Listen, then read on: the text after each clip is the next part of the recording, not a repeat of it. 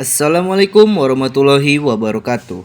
Kembali lagi bersama kami di channel Ini Horor.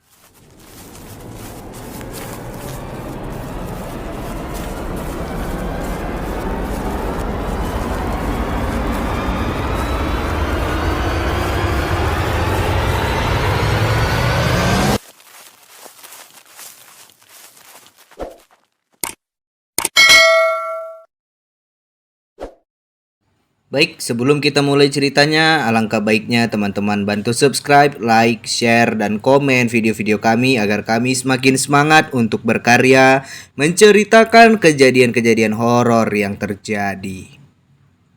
Baik kawan-kawan, jadi kisah ini diangkat berdasarkan kisah nyata yang terjadi pada tahun 2022.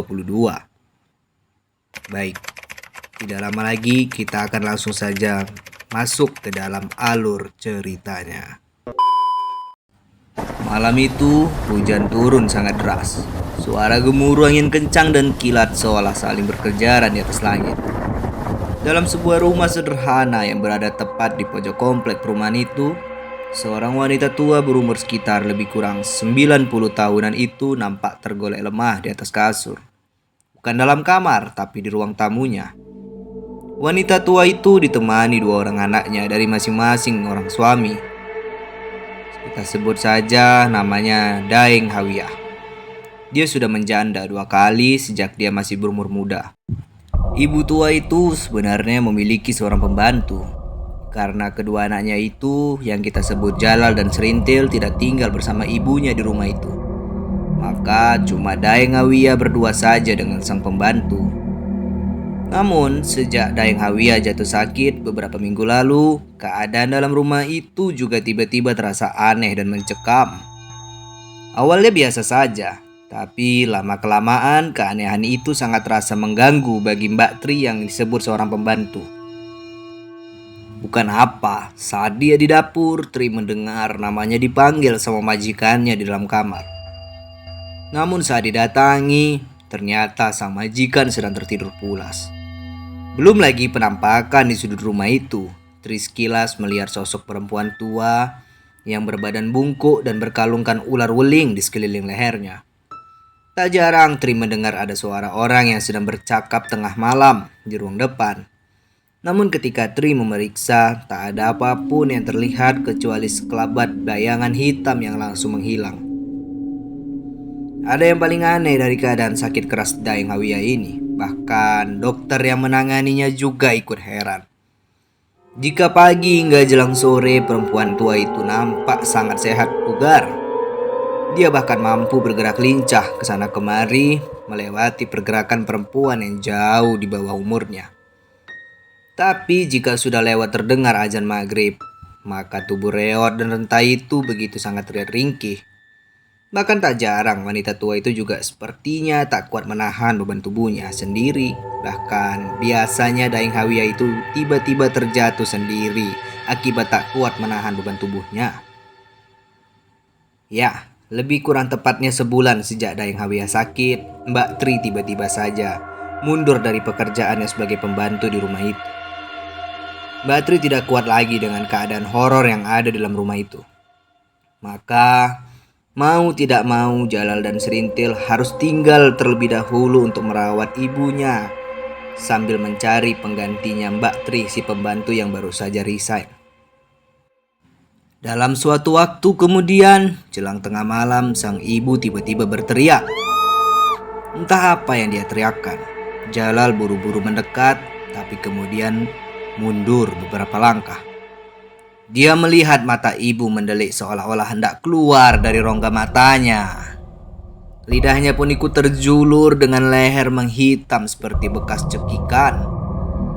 Serintil yang melihat dari jauh cuma bisa menahan tangis sambil memanggil ibunya dengan harapan ibunya dapat tersadar dengan panggilan tersebut.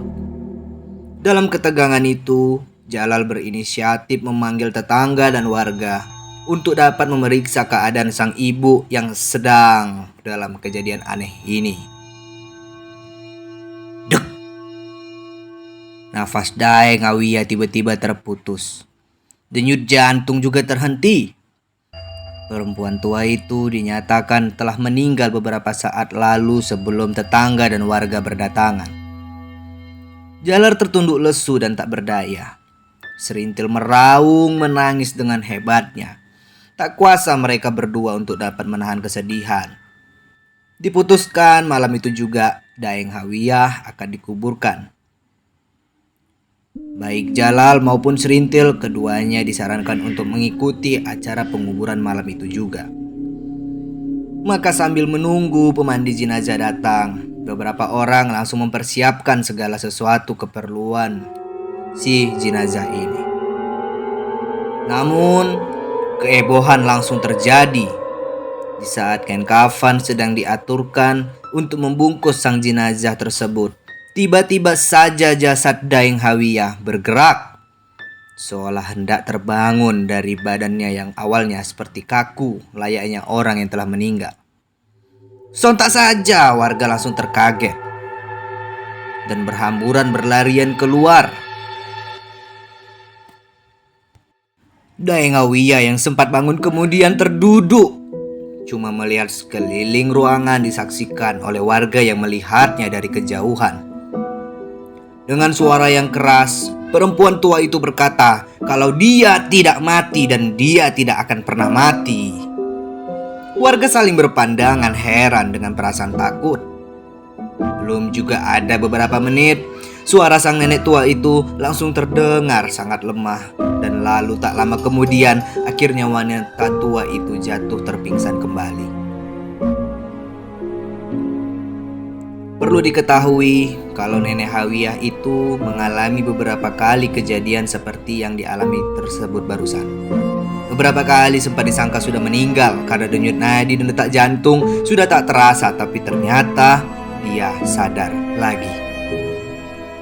Akhirnya Jalal dan Serintil menemui seorang ustadz yang paham tentang fenomena yang menimpa sang nenek tadi. Setelah menemui dan berbicara dengan Ustadz Daeng Icang, sang ustadz lalu terdiam sejenak lalu mengarahkan pandangan bergantian ke arah Jalal dan Serintil. Yang dari tadi tak hanya dia mematung tak tahu harus bagaimana dan apa tindakan yang harus mereka lakukan. Namun penjelasan sang ustadz nyaris membuat copot jantung kedua anak Daeng Hawiyah itu.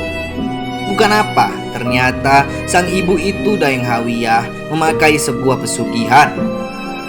Bukan sembarang pesugihan karena efeknya juga sangat luar biasa. Di masa lalunya Daeng Hawiyah itu adalah seorang penyanyi di orkes dangdut kampungnya. Karena persaingan yang ketat dan cukup keras dan pendatang baru yang datang bermunculan, akhirnya Daeng Hawiyah memutuskan untuk dia menggunakan pesugihan atas jasa seorang dukun yang dia bayar sangat mahal harganya. Imbalan dari pemakaian pesugihan itu, Daeng Hawiyah meraih cukup banyak kekayaan dan kesuksesan yang luar biasa. Panggilan manggung datang dari berbagai tempat, bahkan hingga terbang ke luar negeri. Saking mistisnya pesugihan itu, alat riasannya pun cuma dia yang hanya boleh pakai. Dan alat rias itu tidak boleh dipinjam sama orang lain. Namun cuma satu syarat saja yang harus Daeng Hawiyah penuhi, yaitu memakan mayat yang baru dikuburkan. Dengan membayar orang, Daeng Hawiyah akhirnya berhasil mencuri mayat seseorang yang baru saja dikuburkan pada waktu sore itu. Orang suruhan Daeng Hawiyah juga yang memutilasi dan menyajikan potongan daging mayat yang harus dimakan oleh wanita rakus itu sampai habis. Tidak dijelaskan apakah potongan daging mayat itu direbus terlebih dahulu atau langsung dimakan mentah. Entahlah. Namun Daeng Hawiyah nampaknya tidak menyadari bahaya dari efek pesugihan yang dia gunakan saat itu. Ada harga yang harus dia bayar, bukan uang tapi nyawa.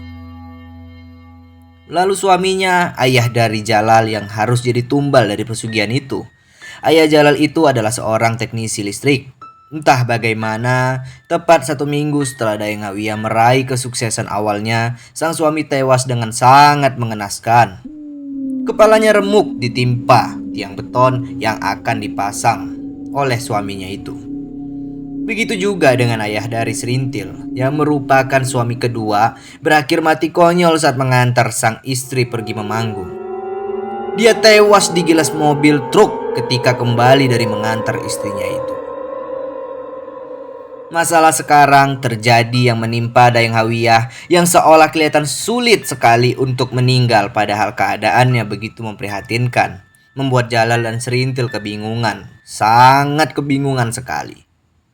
3 malam berikutnya, dua anak muda ini mengalami mimpi yang sama. Mereka berdua bermimpi didatangi oleh sang nenek di kamar masing-masing, padahal neneknya belum saja meninggal pada saat itu. Dalam mimpinya, Jalal dan Serintil diminta oleh sang nenek untuk memberikan potongan daging dari mayat untuk dimakan agar sang nenek bisa meninggalkan dunia ini dengan tenang. Namun setelah dikonsultasikan kepada sang ustadz, setelah maghrib esok malamnya, Daeng Icang lantas menemui Daeng Iwayah yang saat itu masih tergolek lemah. Daeng Iwayah dengan muka pucat dan mata hitam yang terlihat sudah tidak normal itu, sang ustadz kemudian membisikkan sesuatu ke telinga perempuan tua itu. Lalu, sang ustadz memberi isyarat kepada Jalal agar membangunkan dan mendudukkan neneknya sambil bersandar di tepi tembok. Sang ustadz lalu mengeluarkan beberapa potong daging ayam yang terlihat sudah direbus olehnya dan kemudian diberikan kepada sang nenek agar disantap dengan sangat rakus. Jalal dan Serintil hanya dapat menangis menyaksikan kejadian yang di luar dugaan mereka. Diam tak kuasa melihat keadaan ibunya seperti itu. Mereka tak bisa berkata-kata apa-apa, namun realitanya inilah yang harus mereka hadapi. Setelah menghabiskan potongan terakhir, sang ibu akhirnya berhenti mengunyah. Matanya liar melirik ke berbagai sudut-sudut ruangan yang ada di situ. Lalu sambil menahan seperti rasa sakit, Daeng Hawiyah merebahkan badannya tanpa mengucapkan sepatah kata pun. Tepat pada saat waktu azan Isya berkumandang, Daeng Hawiyah akhirnya meninggal dengan tenang dengan iringan doa dari kedua anaknya itu. Baik teman-teman, itulah tadi sebuah singkat cerita berdasarkan kisah nyata dari pesugihan memakan mayat. Semoga cerita ini dapat memberikan pelajaran untuk kita semua yang masih hidup, agar nikmatilah dan syukurilah rezeki yang telah Tuhan berikan kepada kita. Karena jika kita tidak mengenali rasa bersyukur, maka sesuatu yang kita terima hanya akan terasa kurang dan selalu kurang. Cerita tersebut saya angkat berdasarkan kisah nyata yang sudah pastinya nama, tempat, dan lokasi kejadian sudah saya samarkan. Demikian cerita kita pada malam hari ini. Semoga teman-teman ini horor menyukai cerita yang kami tayangkan, dan semoga kalian menyaksikan dengan sangat hening. Jangan lupa untuk bantu like, komen, share, and subscribe channel kami agar kami semakin semangat untuk berkarya dan menciptakan dan mengupload konten-konten yang lebih menarik lainnya. Kepada kawan-kawan ini horor, bagi yang ingin berbagi cerita pengalamannya, bisa saja langsung DM Instagram ini horor official, atau bisa melalui kontak bisnisnya ini horor official yang akan saya letakkan di deskripsi grup bawah. Baik kawan-kawan, saya izin pamit undur diri. Mohon maaf apabila terdapat kesalahan kata ataupun kalimat. Semoga kalian yang menyaksikan menyukai video yang saya berikan ini. Kembali saya ingatkan kepada kawan-kawan semuanya untuk jangan lupa memberikan like, comment, share, and subscribe video kami agar kami semakin semangat untuk berkarya dan menghasilkan dan menciptakan konten-konten yang lebih menarik di selanjutnya harinya. Demikian dari cerita malam hari ini. Wabillahi taufik wal hidayah. Wassalamualaikum warahmatullahi wabarakatuh.